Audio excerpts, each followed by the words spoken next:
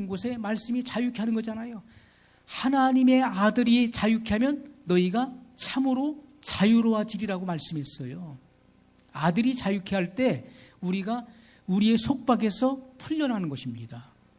그것처럼 하나님의 영은 바로 이 말씀의 영이시죠.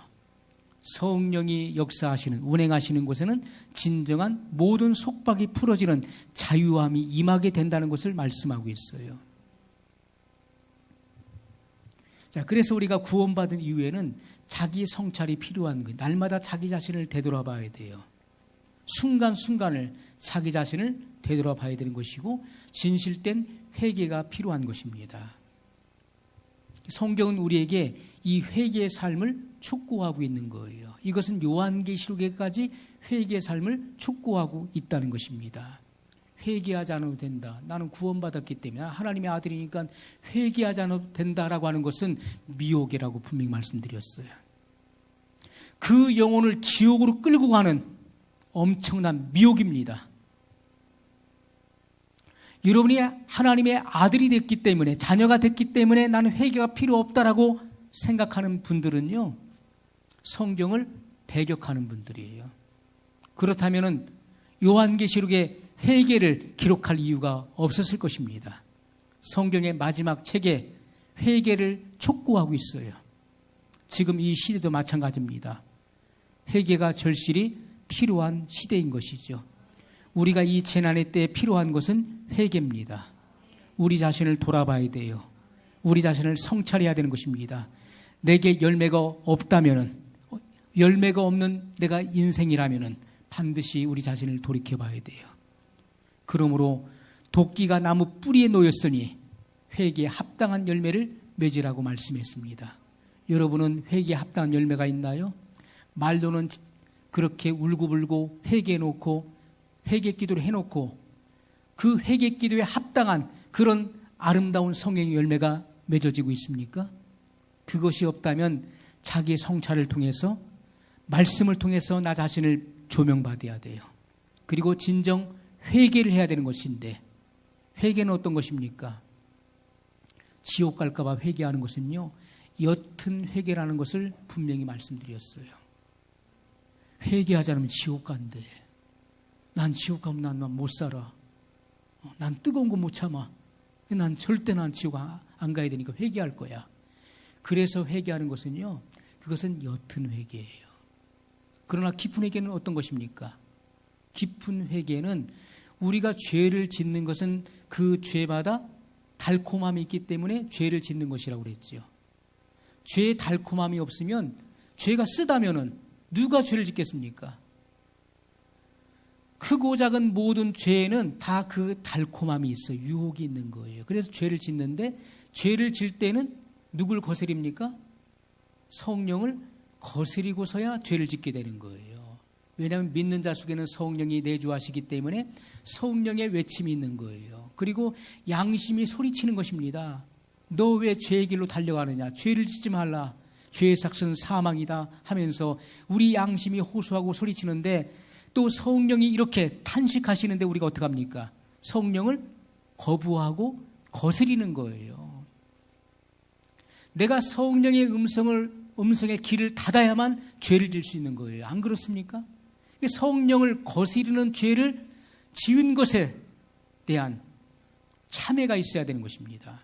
이것은 하나님의 마음을 아프게 한 것에 대한 참회를 의미하는 거예요. 내가 성령님을 거스림으로써 아버지께서 얼마나 마음이 아프셨을까? 아버지의 뜻을 거스리고 내가 죄를 그렇게 지었는데 아버지 마음이 얼마나 나로 인해 상심하셨을까? 내가 죄를 통회하면서 아버지의 마음을 어루만져 드리는 것이 참된 회개예요. 그것이 깊은 회개라고 하는 것입니다. 그런데 많은 사람들은 지옥 갈까 봐 회개하고, 하나님의 무서운 심판이 임할까 봐, 일이 잘못될까 봐, 내가 죄를 지었으니까 하나님께서 심판하시는 하나님이신데 일이 잘못되면 어떡하나, 내 자녀들이 앞길이 잘 막히면 어떡하나, 그거 두려워서 하는 것은요, 옅은 회개에 불과한 거예요. 하나님은 그런 회개를 원치 않으십니다. 하나님은 우리가 정말 깊은 이런 참회에 들어가기를 원하시는 거예요. 하나님의 마음을 알기를 원하시는 거예요. 그래서 우리가 구원받은 이후에 필요한 것은 자기의 성찰과 그리고 깊은 회개가 필요하다는 거예요. 그리고 거듭난 것으로 끝난 것이 아니에요. 거듭남은 바로 신생, 중생을 의미하죠. 이것은 바로 탄생을 의미하는 것입니다. 그러니까 하나님의 자녀가 되는 의로움을 주셨다. 하나님의 자녀는 칠드런이에요. 영적인 어린아이잖아요. 이제 태어났어요. 그러면 그 어린아이가 성장해야 되는데 처음에 뭘 먹습니까? 젖을 먹는 거예요. 처음부터 단단한 식물을 먹을 수가 없어요. 그래서 젖을 먹어요. 이것은 그리스도의 초보를 의미하는 것입니다. 우리가 참된 구원의 길, 하나님께서 나를 얼마큼 사랑하시는가, 하나님의 그 품성에 대해서 우리가 말씀을 통해서 우리가 알아야 되는 것이고, 그리고 진정한 회개가 무엇인지, 그리고 죄가 무엇인지, 그리고 우리가 어떻게 구원의 길을 갈 수 있는 것인지, 또 세례는 무엇이며, 이런 부분에 대해서 우리가 배워야 되는 것입니다. 이것이 그리스도의 초보를 의미하는 거예요. 그리고 나서 우리는 점점 성장해서 단단한 식물을 먹여야 되는 거예요. 단단한 식물. 하나님의 이 영의 양식을, 우리가 어떤 말씀을 주시더라도 그것이 내게 손해가 오고 내게 어떤 희생을 요구한다 할지라도 그것을 받아 먹는 그러한 그리스도의 장성한 분량에 이를 수 있는 그러한 성도의 삶을 살아갈 수 있어야 된다는 것입니다. 그래서 우리가 말씀은 눈으로 읽고 입으로, 우리가 말씀을 눈으로 읽고 귀로 듣는 게 아니에요. 말씀은 우리 양심으로 듣는 것입니다. 양심으로 들어요. 그리고 증거되는 그 말씀에 대해서 내 양심이 인정할 때, 거기 동의할 때 내 안에 확신이 들어온다는 것입니다. 이 확신으로 가득 차 있는 거예요. 그 어떤 것도 두렵지 않은 것은 내 안에 이 진리가 믿어지기 때문에 담대할 수 있는 거예요. 예수님의 말씀 그대로 진정 너희가 두려워해야 될 대상이 누구인가를 생각해 보라는 거예요. 몸은 죽여도 그 영혼을 어떻게 하지 못하는 이들을 두려워하지 말라. 세상 권세를 두려워하지 말라는 거예요. 몸을 죽이고 그 영혼까지도 능히 지옥불에 던져 넣는 하나님을 두려워하라는 것입니다. 우리가 하나님을 두려워할 수 있어요. 그것은 우리가 하나님이 어떤 분이신가를 알아야 되는 것입니다. 성경 말씀을 통해서 하나님의 어떤 분이신지, 하나님의 그 품성과 그분의 속성이 어떤 것인지를 알아가야 되는 거예요. 점점 알아가는 거예요. 점점 알아간다고요. 어린아이가요, 태어난 지 얼마 안 돼가지고 1년, 2년, 3년 커가잖아요. 5살이 됐어도 아빠가 어떤 분인지 다 몰라요. 아빠가 얼마큼 지혜롭고 얼만큼의 능력을 가지고 있는지, 얼만큼 힘이 센지 5살짜리 아이가 모르는 거예요. 아빠를 몰라요. 어느 날 아빠가, 야, 여기 80kg 쌀자루란다. 이것을 너 아빠가 저 잠깐 마실 갔다 올 테니까, 나갔다 올 테니까 이거 저 건너방에다 옮겨놔. 알았어요. 하고서 그걸 이제 옮겨놓으려 아빠가 그렇게 명령을 했으니까 그걸 보기도 하고 끌어도 보고 해도 끄떡도 안 하는 거예요. 온 몸에 땀을 흘리고 있는데 아빠가 와서, 야, 아직도 못 옮겼어? 아빠가 끄떡도 안 해. 아빠가 하는 거 봐라. 얘? 그걸 번쩍 들어 어깨에 짊어지고서 가서 건너방에다 턱 내려오니까 얘가 하는 말이, 야, 우리 아빠 힘 세다 그러는 거예요. 그때 비로소 이 아이는 아빠가 얼마큼 힘이 세다는 것을 안 거예요. 아, 우리 아빠는 이 쌀 한 가마도 번쩍 들어서 옮길 수 있는 능력이 있다는 것을 알게 된 것이죠. 그 전까지는 알 수가 없는 거예요. 우리가 하나님도 성경 말씀을 통해서 그리고 우리의 삶 속에서 하나님의 그 일하심을 우리 삶 속에 체험을 하게 되죠. 그럼으로써 하나님의 존재를 점점 알아가기 시작하는 것이죠. 그렇지 않고서는요, 알 수가 없는 것입니다. 우리가 거듭남에서부터 점점 성장해서 성결의 단계에 이르게 되는 것이고, 성결의 단계에 또 성장하여서 성화의 단계. 이것은 그리스도인의 완전이에요. 죄가 무기력해지는 그런 상태를 의미하는 것입니다. 이것은요, 성숙했기 때문에 죄를 질려야 질 수 없는 그런 지경에까지 이르게 되는 거예요. 죄를 생각하려고 해도 생각이 날 수가 없는, 죄가 올라오지 않는 그 상태를 의미하는 것입니다. 그렇게 자라가야 된다는 것이고요. 그리고 영화의 단계는 우리가 죽어서 하나님의 나라에 입성하는 순간에 영화의 단계에 이르게 되는 거예요. 하나님의 나라는 죄가 없어요. 죄를 가지고는 들어갈 수도 없는 나라예요. 그 세계에 들어가는 그 순간에 모든 죄는 다 존재할 수가 없는 것입니다. 그래서 하나님의 나라는 거룩한 나라예요. 거룩한 백성이 아니고서는 그 나라에 들어올 자가 없는 거예요. 그런데 여러분, 죄를 밥 먹듯이 지으면서 하나님 나라 간다고요? 다시 오시는 예수님을 맞이하시겠다고요? 마음속에 죄악이 가득한데요? 우리가 날마다 자기를 씻어야 되는 것입니다. 그래서 계시록에도 자기의 두루마기를 빠는 자는 복이 있다 말씀했어요. 이 두루마기는 뭡니까? 우리가 입어야 될 빛나고 흰 세마포를 말하는데, 이것이 바로 뭡니까? 성도의 옳은 행실이라고 말씀하고 있는 것입니다. 우리의 더러워진 양심과 그리고 우리의 이 행위를 날마다 씻어야 되는 것입니다. 뭘로 씻습니까? 하나님의 말씀과 예수님의 보혈로 씻는 거예요. 예수님께서 제자에게 말씀하시기를 너희는 내가 일러준 말로 이미 깨끗하였으니라고 말씀했어요. 말씀이 우리를 정화시키고 그리고 예수님의 그 거룩한 보혈로 우리의 죄를 씻는 것입니다. 보혈이 씻는 거예요.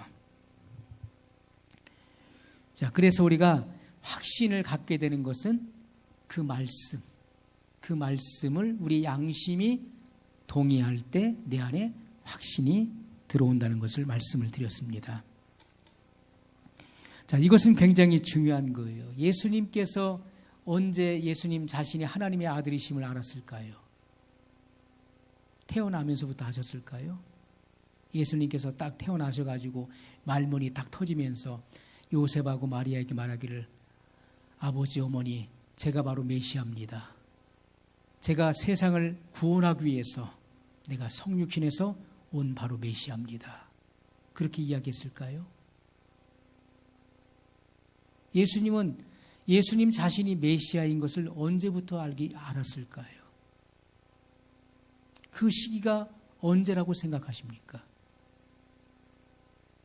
예수님께서 처음부터 태어나면서부터 그것을 알고 그걸 인지하고 있다가 말문이 터지면 그걸 얘기했냐는 거예요. 예수님이 마리아를 가르쳤나요? 안 그렇습니다. 예수님도 어려서부터 율법을 배우신 거예요. 이스라엘의 모든 사람들은요, 율법을 배웁니다. 특히 남자들은 율법을 다 의무적으로 배우게 돼 있어요. 예수님도 어려서부터 율법을 배우셨어요. 그리고 마리아로부터 성경적 이러한 그 성경을 가르침을 받은 것이지요. 모세는 누구로부터 성경을 배웠습니까? 그의 어머니 요게베스로부터 성경을 배웠어요. 그죠? 그가 진짜 엄마인데 유모가 되어서 그 바로 왕궁에 들어가서 모세를 양육하면서 성경을 가르친 것입니다. 아니, 성경 가르친 것이 아니라 이 하나님에 대한 이 지식을 넣어준 것이죠. 하나님의 존재에 대한 지식을 넣어준 거예요.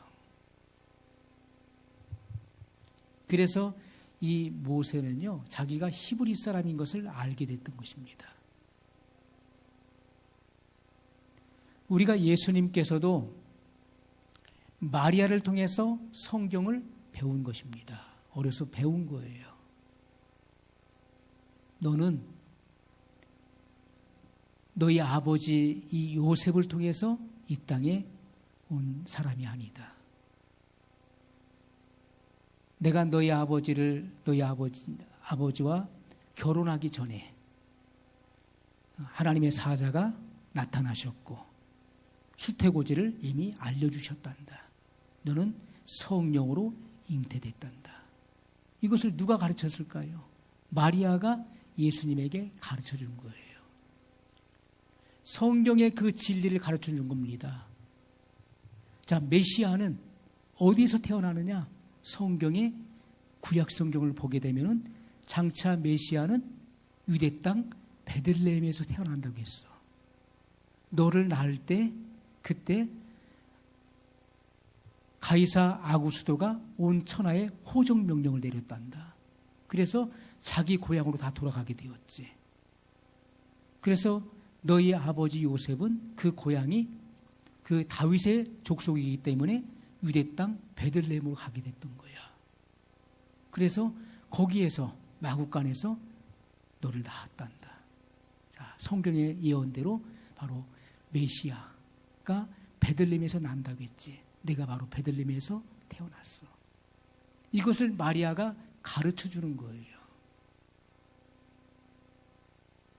그리고 그 예수님이 장차 이제 헤롯의 낯을 피하여서 그 애굽으로 망명했다가 다시 돌아와서 나사렛에서 성장하게 되죠. 그래서 나사렛 예수라고 하는 그런 별명이 붙게 됩니다. 그 나사렛이라고 하는 그 내용을 설명해 주는 거예요. 라마에서 통곡하며 울었다고 하는 그 성경의 그 예언적인 말씀을 마리아가 예수님에게 다 이것을 풀어서 가르쳐 주는 거예요. 그러면서 예수님은 마리아로부터 이러한 성경적인 지식을 공급을 받는 것입니다.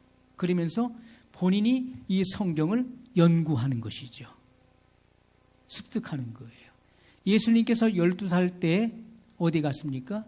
유월절을 맞이해서 예루살렘에 올라가시게 되는 경험을 하게 돼요. 거기 가서 이제 유월절 행사가 끝나고 부모와 그리고 형제들은 다 올라오는 거예요. 올라오는데 인파가 너무 많다. 인사내리 이루다 보니까 예수님이 어디 있겠지? 아니 뭐 어디 있겠지? 찾아볼 겨를도 없는 거예요. 아, 우리 어디 친척들하고 같이 따라오겠지 뭐. 어서 갑시다. 하루길 걸어가지고 만남의 장소에서 딱 보니 인원 파악해보니까 예수님이 안 보이는 거예요. 아이를 잊어버리니까 난리가 난 거죠. 그게 어떡합니까? 다시 가보자. 왔던 길 다시 가보자. 해서 예루살렘으로 가게 되고 그 성전에 가서 보니까 예수님이 거기 계시는데 율법 학자들과 말씀을 나누고 있는 거예요. 성경을 가지고 나누고 있는, 묻기도 하고 또 대답도 하시면서 말씀을 나누고 있는 거예요. 너무 놀라운 광경이었죠. 어떻게 12살밖에 되지 않은 그 어린 소년 예수님이 그 당시 율법 학자들과 함께 이 말씀을 이렇게 서로 나눌 수 있었냐는 거예요. 그러면서 부모가 놀래어서 아이야, 네가 이거 어떻게 된 일이냐? 응? 바로 따라왔어야지 왜 여기 네가 있느냐라고 하니까 예수님 뭐라고 하십니까? 성경을 읽어보지 않으셨습니까? 성경에 이르기를 하면서 바로 예수님께서 하나님의 아들이심에 대한 그 증거를 말씀하고 있어요. 내가 내 아버지 집에 있어야 될 줄을 알지 못하셨나이까? 이렇게 말씀하고 있는 거예요. 예수님은 성경을 깊이 있게 학습하시고 그 말씀을 연구하시고 그 말씀을 탐구하시면서 자신이 바로 이 땅에 온 메시아인 것을 확인하신 거예요. 그리고 메시아의 그 사역, 사명이 무엇인지를 예수님은 점점 그것을 알아가기 시작했던 것이죠. 그리고 나서 나중에 예수님의 사역은 언제 열립니까? 30세쯤 되었을 때 그때 요단강에서 세례 요한에게 침례를 받으시고 물에서 올라오실 때 하늘이 열리고 하나님의 성령이 임하시는 거예요. 성경은 또 증거하시기를 하나님이 나사렛 예수에게 성령을 한량없이 주셨다는 말씀이 나오고 있죠. 그래서 예수님은 착한 일을 시작하셨다라고 증거하고 있는 것입니다.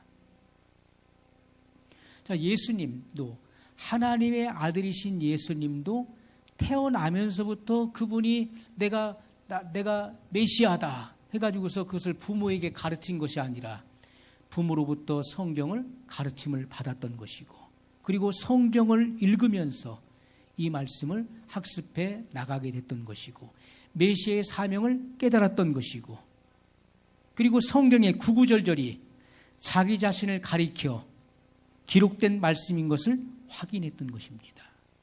그리고 그 사역을 이루셨던 것을 우리가 알 수가 있는 것이죠. 성경은 우리에게 예수님의 고난과 그리고 죽으심, 부활에 대해서 분명하게 우리에게 말씀을 하고 있다는 것입니다. 자, 디모데후서 3장의 말씀 보겠습니다.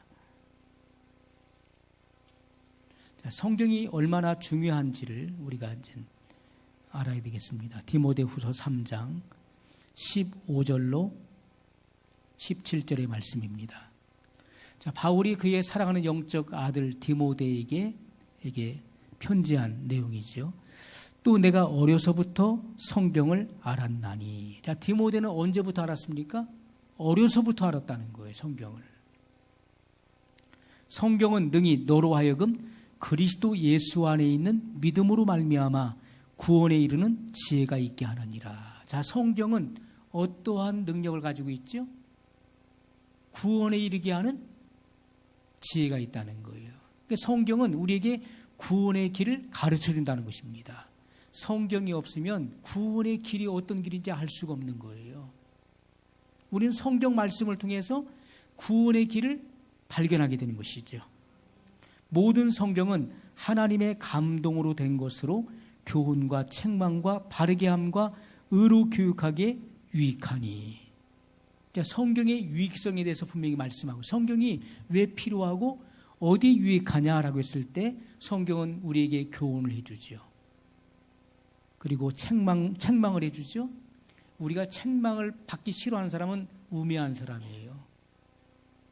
여러분들이 책망을 싫어하는 사람이 있어요. 좋은 말만 해주기를 바라는 사람이 있어요. 그 사람은 절대로 성장할 수가 없어요. 내가 쓴 것은 무조건 뱉어버리고 단 것만 삼키려고 하는 사람은요, 우매한 사람이라고요. 인생은 단맛만 봐서는 안 되는 거예요. 때로는 쓴맛도 봐야 되는 것입니다. 그래서 성경은 차마 초다를 아끼는 사람은 자녀를 잘못되게 한다고 말씀하고 있어요. 이 초달이 회초리잖아요. 아이가 잘못했을 때 어떻게 합니까? 초달을 아껴서는 안 된다는 거예요. 회초리를 드려야 되는 거예요. 그래서 그 회초리를 들어서 그것이 뼛속 깊이 들어가게 해야 된다는 거예요. 아, 그럼 오늘부터 종아리 때려야 되겠구나. 집에 가서 종아리 다 구입해가지고서. 이 초달은 뭘 말하죠? 하나님 말씀을 말하는 거예요. 우리가 성경에 지혜자의 말씀은 찌르는 채찍과 같다고 말씀했어요. 하나님 말씀으로 경책하는 것입니다. 말씀으로. 그냥 간과해서는 안 되는 거예요. 잘못했어도 자기가 지 인생 제가 알아서 하겠지. 이거 잘못된 거예요. 자녀가 잘못했을 때는 하나님 말씀으로 반드시 경책해야 된다는 거예요. 지혜자의 말씀은 찌르는 채찍과 같아서 뼛속 깊이 들어간다고 말씀했습니다. 말씀으로 책망할 때 그것이 그 영혼을 살리게 되는 것입니다. 그 양심을 일깨우게 되는 거예요. 우리가 이 말씀을 분명히 알아야 됩니다. 하나님 말씀은 교훈과 책망과 바르게 함과 의로 교육하게 유익하다는 거예요. 우리가 삐뚤어진 길을 가고 있는데 우리가 그것을 말해주지 않으면요, 영원히 삐딱한 길로 가게 될 것입니다. 그건 지옥불 향해 가는 거예요. 굽어진 것은 바르게 펴야 되는 것입니다. 그래서 우리가 세례 요한은 예수님의 선구자 역할을 했던 사람이에요. 그는 예수님이 오시는 평탄한 길을 예비했던 사람이었어요. 대로를 평탄케 하라고 말씀하고 있죠. 자, 왕이 오시는데, 왕이 행차하시는데 너희의 골짜기는 메워져야 된다. 높은 산은 낮아져야 돼. 평지가 돼야 돼요. 높아진 마음들은요, 낮아져야 돼요. 교만한 마음 갖고 하나님 말씀 받을 수 있나요? 못 받아요. 교만한 자는 절대로 은혜 못 받아요. 하나님 말씀 무시하는데, 저런 말씀 내가 무시해도 상관없는 말씀이야. 이런 교만한 마음 갖고 있는 사람은요, 절대로 은혜 받을 수 없어요. 그 높아진 마음이 평지가 된다는 거예요. 그래서 회개를 촉구했던 것입니다. 골짜기는 메워져야 돼요. 골짜기는 뭡니까? 상처를 말하는 거예요. 마음속에 상처가 얼마나 많은지 살아오면서 이리 채이고 저리 채이고 이 말 들어도 상처 저 말 들어도 상처가 많기 때문에 말끝마다 그 입에서 나오는 것이 상처예요. 남에게 상처 주는 거예요. 상처가 없는 사람은요, 상처를 안 줘요. 그런데 내가 받은 상처가 큰 사람은요, 말 한마디 한마디가 가시돋친 말이 되어서 듣는 사람에게 상처를 준다고요. 이 상처가 치유받아야 되는 거예요. 하나님 말씀으로. 골짜기는 매우 메꿔져야 된다고요. 거친 돌, 자갈 같은 것은 다 골라져야 돼요. 숨은 죄들을 말하는 거예요. 이것을 낱낱이 주님 앞에 통회함으로써 이 자갈 같은 이 숨겨진 흙 속에 숨겨져 있는 이 자갈들이 다 빠져야 돼요. 그래야 왕이 올 수 있는 대로가 열리는 것입니다. 그러므로 회개하라. 천국이 가까웠느니라고 세례 요한은 증거했던 것입니다. 우리는 하나님 말씀을 들을 수 있는 준비가 돼 있어야 돼요. 준비가 안 된 상태에서 그냥 듣다 보면 좋아지겠지, 듣다 보면 일이 잘 풀리겠지, 이것은 아니고요. 내 마음이 준비되어 있어야 돼요. 어떻게 해요? 간절하고 사모하고 이 말씀을 듣고 싶고 배우고 싶고 이 말씀 속에 내가 끌려 들어가고 싶고 이 말씀에 내가 사로잡히고 싶고 그 말씀에 내가 깊이 젖고 싶고 이러한 마음의 심령이 상한 심령이 되었을 때 그런 자들이 은혜를 받는 거예요. 그런 사람의 심령 가운데서 아름다운 열매가 맺어진다는 것을 말씀하고 있는 것입니다. 이것은 중요한 거예요. 그래서 바르게 함과 의로 교육하기 유익하다. 의는 바로 하나님의 뜻을 이루는 거예요. 하나님의 뜻의 성취를 위해서 달려가도록 이 성경이 지도해 준다는 것입니다. 이는 하나님의 사람으로 온전케 하는, 온전하는 것은 바로 퍼펙트, 완전하게 한다. 모든 선한 일을 행하기에 완전케 하려 함이니라. 이렇게 말씀을 하고 있습니다. 자, 하나님 말씀이 얼마나 중요합니까? 자기밖에 모르는 이기적인 사람에게 성령을 부어주시나요? 안 부어주시고, 그것은 악령받는 거예요. 인격이 삐뚤어지고 악한 일을 계속하고 있는 사람이 성령 받아서 막 그냥 역사한다. 그 사람은 성령 받은 게 아니라 악령 받은 거예요. 그것을 성령의 역사로 표방하고 있는 것이죠. 그것은 악령의 역사예요. 성령 받은 사람은 성령의 열매가 나오는 것이고 그리스도의 품성이 나오게 되어 있는 것입니다. 반드시 그것은 우리가 분별이에요. 이런 기초적인 영성이 안 돼서 분별을 못하기 때문에 미혹에 빠지는 것이고 이단에 빠지고 사이비에 빠지고 잘못된 영을 받은 사람들에게 끌려다니는 것입니다. 이것은 분별이에요. 성경은 우리에게 분명히 이것을 열매를 보아 그를 알지니 이렇게 말씀을 하고 있습니다. 그런 사람들이 듣는 잘못된 인격, 변화되지 않은 그런 인격과 습성을 가지고 있는 사람들이 듣는 그 음성은 하나님의 음성이 아니에요. 그것은 마귀의 음성입니다. 마귀도 자기를 광명한 천사로 가장하여 나타나는 것입니다. 하와를 유혹했었던 그 마귀가 어떻게 나타났을까요? 그는 옛뱀이잖아요. 옛뱀. 그가 혀를 이렇게 길게 내놓고서 혀를 낼름거리며 두 이 갈라진 혀를 내밀면서 그렇게 말을 했을까요? 그렇게 무섭게 나타났으면요, 하와가 아마 백리 밖으로 도망갔을 거예요. 무서워가지고. 저건 마귀야, 저건 사탄이야, 물러가라 했을 겁니다. 그러나 그 말의 달콤함 속에 빠져들 수 있었던 것은 그 뱀이 젠틀맨으로 나타난다는 것이 젠틀맨으로. 말을 아주 재치 있게 하는 거예요. 말을 버벅거려 보세요. 그러면요, 그 말을 누가 믿겠습니까? 그러나 이 뱀은 젠틀맨으로 광명한 천사로 나타난 거예요. 그래서 말을 아주 유머 있게 재치 있게 하는 거예요. 하니까 하와가 그 말을 듣면 그래 맞아 그러네 진짜 그러네. 그 말에 점점 끌려 들어가기 시작한 거예요. 그러면서 그 사탄의 말에 그 영이 침식된 것이죠. 저항할 수 없는 단계까지 들어가게 된 거예요. 자, 마귀는 어떻습니까? 귀신의 역사, 마귀 역사는요, 여러분에게 보여줘요. 생각하게 합니다. 그것은 여러분에게 그것은 녹화하는 거예요.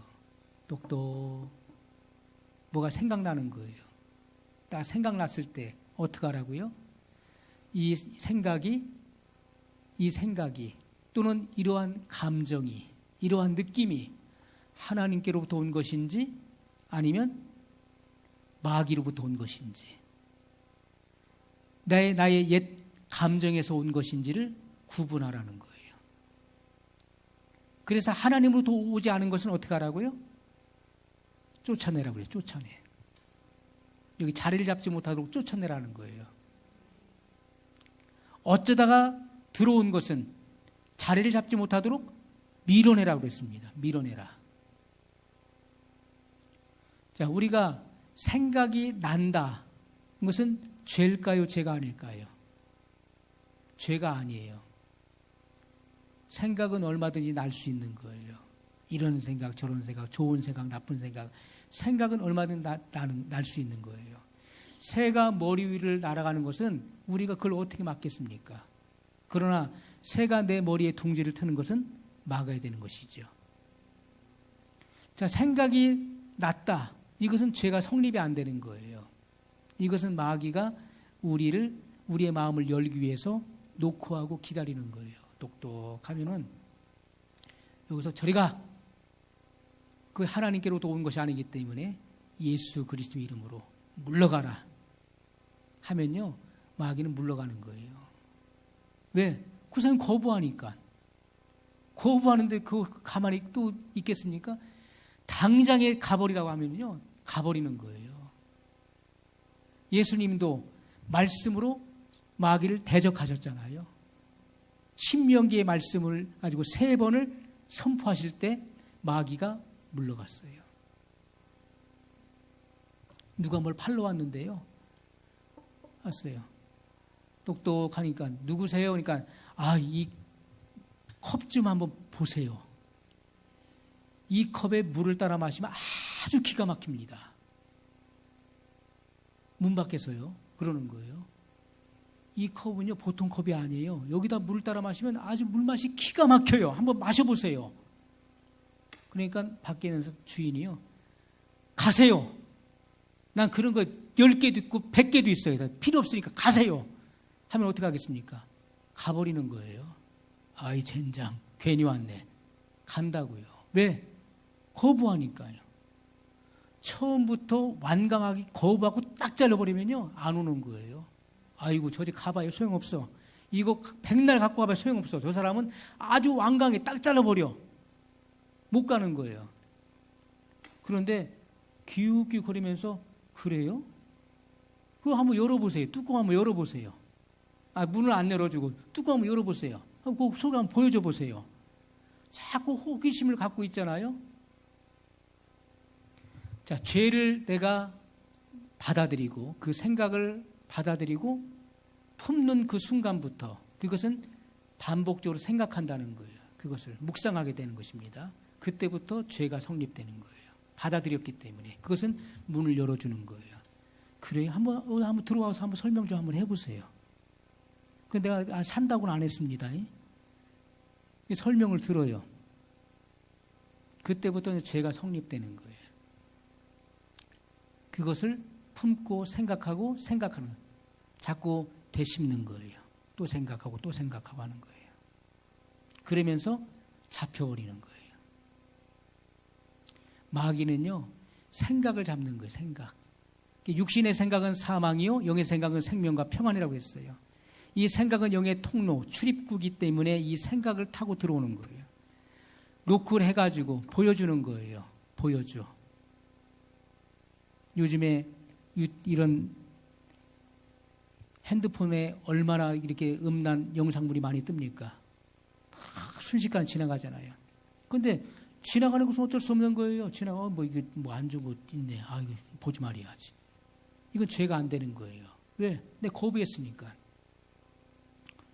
이거 뭐요, 이게? 못 보던 거네. 하면서 잘못된 것인 줄 알면서, 안 좋은 건 줄 알면서 내가 그걸 딱 클릭해갖고 열어본 순간부터 죄가 성립되는 거예요. 그때부터. 이거 재밌네. 점점 들어가요. 그것은 내가 죄를 받아들인 거예요. 그러면 뭐가 옵니까? 음란의 영이 확 들어오는 거예요. 재밌지? 더 재밌는 것도 있어. 보여줄게. 검색하다 보면요. 일로 들어가고 일로 들어가고 일로 들어가고 밤새도록 끌고 들어가는 거예요. 그러면 완전 음란의 영에 완전히 잡혀버리는 거예요.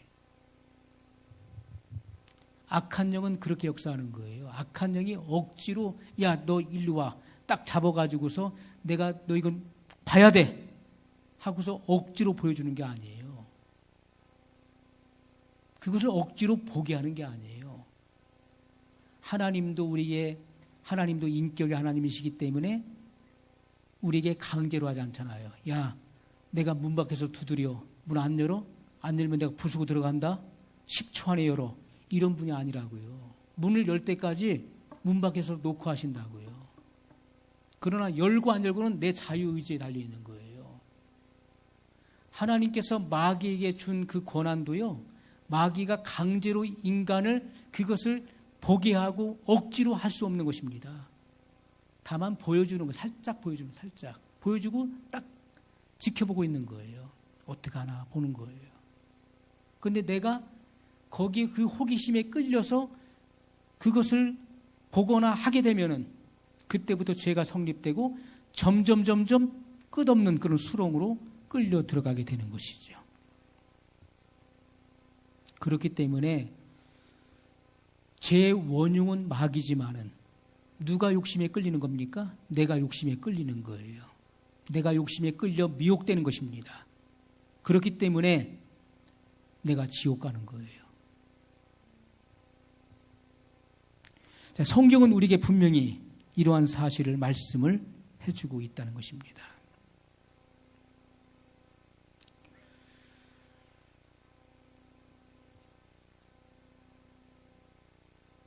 자, 사랑이 없는 언어는 저주예요. 사랑이 없는 언어. 그래서 하나님께서는 야고보 기자를 통해서 이 사랑이 없는 언어에 대해서 말씀하셨어요. 더웁게 하라, 배부르게 하라. 말로는 그렇게 하면서 그에게 쓸 것을 공급하지 않는 그 사람의 언어는 무정한 언어라는 것을 말씀하고 있어요. 사랑이 없는 언어다. 그런 말은 누구는 못하나요? 그 사람은 형편이 안 돼서 먹을 수 없는 형편이고 그리고 입을 수 없는 형편인데 야, 먹고 다녀. 밥 좀 먹고 다녀. 응? 몸 건강해야지.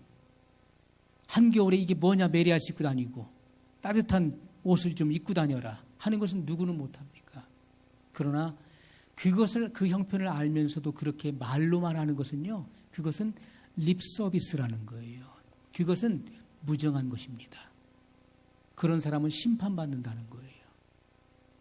성경은 우리에게 말씀하시기를 누구든지 내 이름으로 지극히 작은 소자에게 냉수 한 그릇 대접한 것 그것조차도 결단코 상을 잃지 않는다라고 말씀했어요. 그 행위가 어디에 기록되어 있습니까? 기념책에 기록되어 있다는 거예요. 기념책에. 그러니 하나님이 어떤 분이신 것을 우리가 알 수 있는 거예요. 그 하나님의 성품을 알 수 있는 거예요. 그것은 하나님께 빚을 준 거나 마찬가지라는 거예요. 내가 너에게 빚졌다. 그렇게 말씀하시는 거예요. 네가 내 이름으로 지극히 작은 소자에게 한 것, 그것은 내게 한 거나 다름이 없어. 내가 갚아줄게. 그런데 갚아주는데 그 원금을 갚아주는 게 아니에요. 상상할 수 없는 보상을 준다는 거예요. 그것이 하나님 나라의 법칙이에요. 냉수한 그릇 준 게 뭐 그 대단한 겁니까? 그러나 결단코 상을 잃지 않는다는 거예요. 그것이 그 행위가 하나님의 나라 기념책에 기록되어 있다는 거예요. 그러니 우리가 이 땅에 살아가는 동안에 하는 모든 일거수일투족이 다 기록된다는 거예요. 얼마나 중요합니까? 하나님을 감동시키는 일들을 많이 해야 되는 거예요. 그런데 나도 감동받지 않은 것을 하나님을 감동받으시라고 우리가요 정말 하나님을 감동시킬 수 있는 그러한 우리 언행을 많이 해야 될 것입니다. 사랑이 없는 언어는 무자비한 언어, 그것은 립서비스에 불과하다는 것이죠. 모든 저주는 율법을 통로로 해서 오게 되는 것입니다. 고린도전서 15장 56절의 말씀입니다.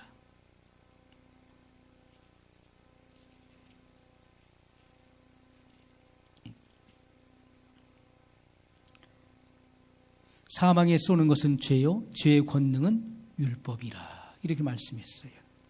사망에 쏘는 것. 자, 사망이 뭘 가지고 쏩니까? 죄를 가지고 쏘는 거예요. 죄를 짓게 만든다고요. 그 사람을 지옥으로 보내기 위해서는 사람이 죄를 져야 되는 거예요. 마귀는 그걸 너무나 잘 알고 있는. 그래서 사망에 쏘는 것은 죄라는 것이죠. 죄를 짓게 만들어요. 죄의 권능은 율법이라. 죄를 드러내는 것, 죄를 일으키는 에너지가 율법이라고 말씀하고 있어요. 자, 모든 저주는 율법을 통로로 해서 오는 거예요. 율법이 없으면 우리가 죄를 죄로 알지 못하는 거예요. 죄를 져놓고도 기준이 없기 때문에 죄를 알지 못해요.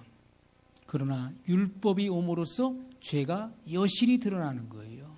죄가 확연하게 드러나는 것입니다. 우리가 아무리 입으로 축복해도요, 축복의 말을 해도 옛사람의 그 성품에서 하는 그 모든 언어, 그 축복은 저주라는 것입니다. 우리가 변화된 새로운 품성에서 나오는 그런 언어가 바로 진정한 축복이 될 수 있다는 것을 말씀하고 있는 것입니다. 자, 그래서 우리가 이 언어를 사용하는 것은 굉장히 중요한 거예요. 언어. 이 언어가 어디서 나올까요? 목구멍에서 나오는 건가요? 나는 말이 목에서 나와. 발성 연습하고 하잖아요. 그런데 이 언어라고 하는 것은 우리의 이 온 몸에서부터 이 언어가 구사되어지는 거예요. 온 몸에서부터. 손끝과 발끝에서부터 이 모든 에너지의 합체가 바로 이 언어예요.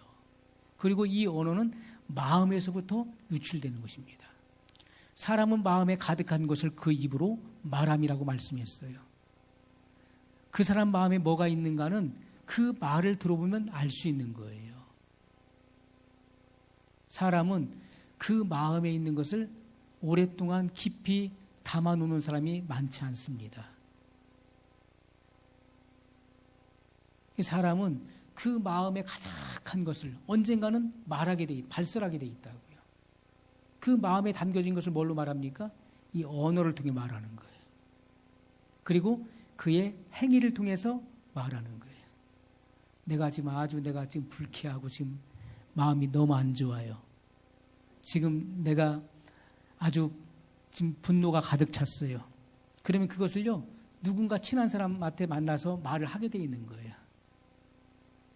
그리고 그의 그 마음에 가득 찬 그 분노가 그의 행위를 통해서 나타나지는 거예요. 저 사람 왜 그래? 뭔가 뭐 화가 난 일이 있나? 내가 뭐 잘못했나? 왜요? 그 행위가 그렇게 말을 해주는 거예요. 그 표현을 해주는 거예요. 얼마나 중요합니까? 사람의 마음의 근심은 뼈를 상하게 한다고 했습니다. 그 마음의 그 근심이 얼굴로 드러나요.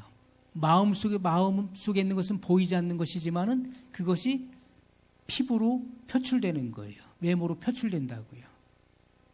그 사람 기분 좋은지 안 좋은지 알까요, 모를까요? 알 수 있는 거예요. 내가 오늘 표창장을 받아서 생각해요. 표창장 받았으면요, 얼굴에 희색이 돋아요. 무슨 좋은 일 있으세요? 주변에서 물어봐요. 내가 말도 안 했는데 주변에서 물어봐. 무슨 좋은 일 있으세요? 물어본다고요. 왜? 마음이 기쁘니까. 마음의 기쁨은 양약일이 된다고 말씀했어요. 그러나 마음의 근심은 뼈를 상하게 한다. 심령에 고통을 준다는 거예요. 그 얼마나 중요합니까? 성령이 주시는 그 기쁨은요, 마음에 은은한 그런 평화를 주는 거예요. 어떤 문제가 와도요, 비바람이 몰아쳐도 거기에 요지부동인 거예요. 내 심지가 깊이 내 마음의 뿌리를 하나님 말씀에 두고 있기 때문에 흔들리지 않는 거예요.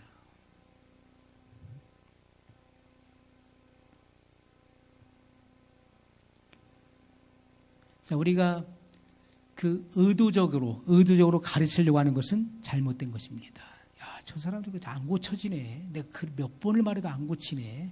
그래서 그 사람의 그 잘못된 것을 내가 고치려고 하는 것은 생명이 아니라는 것이죠.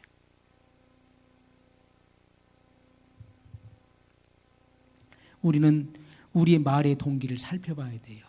내가 어떤 의도를 가지고 이 말을 하고 있는 것인지. 우리 말의 동기를 살펴봐야 된다고요. 여러분이 가족에게 무슨 말을 할 때도 이 말의 언어의 동기를 살펴봐야 돼요. 내가 어떤 마음의 동기를 가지고 지금 이 말을 했는가를 살펴봐야 되는 것입니다.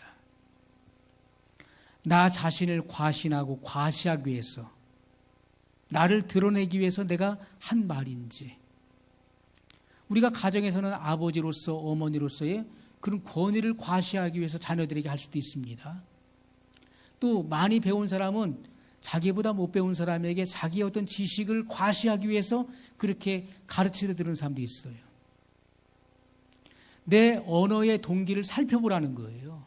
내가 무슨 어떠한 언어의 동기에서부터 이 말을 하는 것인지를 우리는 알아야 된다는 것이죠. 남을 떠보는 말도 있습니다. 그 사람을 시험해 보는 거예요. 답은 내가 가지고 있으면서 내가 상대방을 시험에 떠보기 위해서 이 말을 이리 돌리고 저리 돌려갖고 이렇게 치고 저렇게 쳐서 그 사람에게서 어떤 말을 받아내려고 하는 거예요. 이것도 잘못된 것입니다. 남의 비유를 맞추기 위해서 듣기 좋은 말을 해주는 것 잘못된 거예요. 이런 말은 다 신문을 받게 돼 있어요.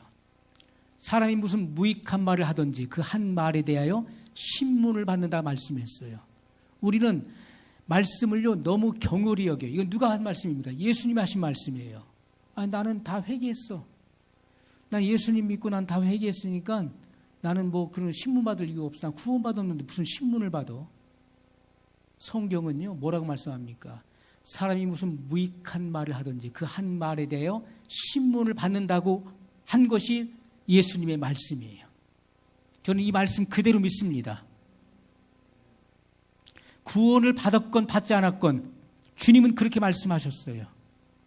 그게 성경의 진리예요. 신문은 무엇입니까? 너 왜 그때 그 말했어? 또 어떤 마음의 동기로 이런 말을 한 거야? 너 이런 생각 가지고 이렇게 말을 한 거? 이런 말을 한 거 아니야? 그게 신문이잖아요. 고치고치 캐는 거잖아요. 그래서 우리가 사람이 이 말을 굉장히 주의해야 된다는 것입니다. 말을, 아니, 내 입 가지고 내 말을 하는데 왜 그러세요? 하실 분이 계신가요? 우리가 이 말을 굉장히 주의해야 돼요. 말에 실수가 없는 자는 완전한 자라 하니까 우리는 이 말씀을 잘못 이해해서 그래 맞아. 세상에 완전한 사람이 어디 있어? 응? 다 말에 실수가 하고 살아가는 것이지. 그래 난 불완전해. 원래부터 불완전했어. 이것은요 성경을 잘못 보는 거예요. 주님이 우리에게 원하시는 것은 완전한 자가 되라고 말씀하고 있는 거예요. 말에 실수가 없는 자가 되라고 말씀하고 있는 거예요. 그것을 말씀하고 있는 것이지 말의 실수가 없는 자가 될 수 있다는 것을 성경은 우리에게 말씀하고 있는 것이죠. 다 실수가 있는 자니까 실수해도 괜찮다고 하는 말씀이 아니라는 것입니다. 베드로도 실수했고 주님의 제자들 다 실수했지 않습니까? 실수가 있었지만은 그럼에도 불구하고 그들이 회개함으로 죄사함 받고 주님 앞에 쓰임받는 도구가 된 그 가능성을 성경이 열어놓고 있다는 것입니다. 우리는 이러한 관점에서 성경 말씀을 봐야 된다는 것입니다. 하나님 말씀을 우리가 주의 깊게 돌아봐야 될 것입니다.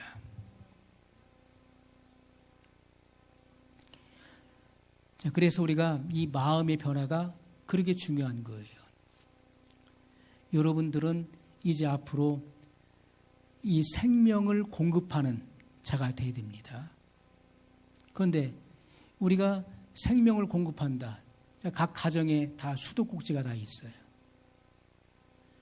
수도꼭지를 딱 열면은 물이 나와요. 그런데 물이 거기서 막 녹물이 막 쏟아져 나와요. 물을 틀었는데 이 수도꼭지는 이 잠금 장치잖아요. 이걸 딱 열면은 그 관에 있었던 그 물이 나오는 거예요. 녹물이 나온다는 것은 어디에 문제가 있는 것입니까? 그 수도관에 문제가 있는 거예요. 거기 부식됐다는 것이죠. 그 물이 녹물이 흘러나오는 거예요. 우리가 깨끗한 물은 이 수도관도 깨끗해야 되고 물도 깨끗해야 된다는 거예요. 우리의 안과 겉이 깨끗하지 않으면 거기에 더러운 그 부식된 말이 나오게 된다는 것입니다. 우리의 안과 겉이 깨끗해져야 돼요. 말씀으로 여러분이 공부를 한 다음에 이 말씀이 채워진 이후에 하나님은 성령을 여러분들 가운데 역사하셔서 여러분을 도구로 사용하시게 될 것입니다. 자, 예수님께서 하셨던 일들을 한번 생각해 보세요. 제자들을 3년 반 동안 가르쳤습니다. 그런데 제자들이 그 말씀을 다 알았나요? 몰랐어요. 예수님께 부활하셨어요. 부활하셨으면 하늘로 승천하셔야 되잖아요. 부활의 몸을 입으셨으니까. 그런데 올라가셨습니까? 이 땅에 40일 동안을 남아 계셨어요. 뭐 하셨습니까? 가르쳤어요. 부활의 확실한 많은 증거를 보여주셨어요. 엠마오로 가는 두 제자에게 나타나셨어요. 그들에게 성경을 자세히 풀어서 가르쳤습니다. 예수님께서는 부활하신 이후에도 바로 승천하지 않으시고 이 땅에 남아 계시면서 제자들에게 하나님 말씀을 가르쳤다는 것입니다. 그리고 나서 주님은 40일째 하늘로 승천하시고 주님의 그 약속대로 승천한 날로부터 10일째 되던 날 오순절 날에 성령을 보내주심으로 그들로 하여금 이 복음을 증거할 수 있는 확실한 능력이 주어졌던 것을 보게 됩니다. 자, 이 과정을 거쳐가야 되는 것입니다. 우리는 먼저 하나님 말씀을 알아야 돼요. 말씀을 배워야 돼요. 말씀을 전혀 모르는 사람에게 성령을 부어주셔가지고서 야 가서 말씀 전해라 이렇게 하지 않는다고요. 주님은 너 가서 기적 행하라, 능력 행하라, 귀신 쫓으라 이거 말씀하는 게 아닙니다. 말씀을 증거하고 가르쳐 지키게 하는 것이 우리가 해야 될 일이에요. 그러면 성경을 알아야 되는 것입니다. 성경을 배워야 돼요. 성경에 대한 지식을 습득해야 돼요. 그리고 나서 하나님의 성령의 권능이 부어지고 그리고 그를 통해서 하나님의 그 영광을 드러내신다는 것이 바로 성경의 약속인 것입니다. 우리 말씀을 기억하면서 같이 한 목소리로 기도하겠습니다.